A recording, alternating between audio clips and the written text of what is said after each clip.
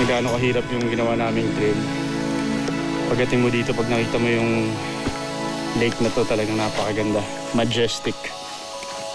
Tapos maririnig mo lang yung mga ibon. Tapos sobrang ganda ng vegetation. Parang sulit lahat ng pagod mong mawawala. Ang salitang bababu ay galing sa baba ng buhaya, hugis bibig o baba kasi ng buhaya, ang Bababu Beach. Mahirap puntahan ang Lake Bababu. Kaya kahit papano, naging malayo ito sa pang-aabuso ng mga tao.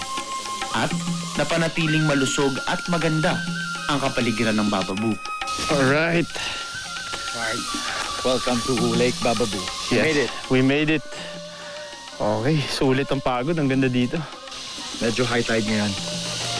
Top of that log na makikita mo. It only means na high tide. Yung lake na to is affected by the tidal movement. Dito yung entrance point natin dito sa lake. Pero nasan yung cave, yung underwater cave na papasukin natin? Nung unang-una, akala namin the entrance of the cave should be the one nearest the ocean. So, since the ocean is to our left, akala namin dito.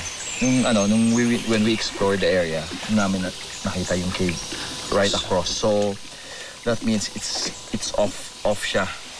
So ibig sabihin yung cave din, yung entrance, sigurado may paliko yun kasi ang labasan ng dagat. Okay, so magi-gear up lang kami para simulan na natin ang diving. Okay.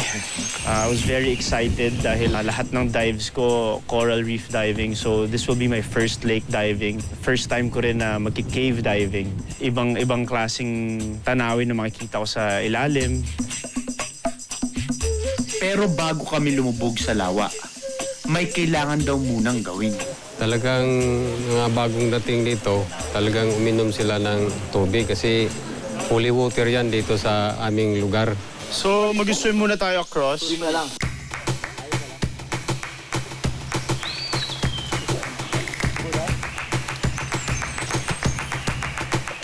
We are all geared up and ready to dive. Pero dito nga sa Bababu Lake, may tradisyon na kailangan bago ka pumunta dito, kailangan inumin mo yung tubig dahil it's considered as holy water or sacred. So, ito. Tikman natin yung tubig. Wish us luck.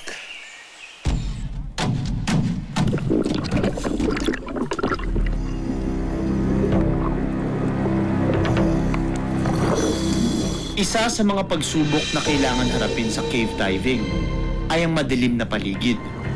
Sa aking paglubog, naghahalong kaba at excitement ang aking nararamdaman.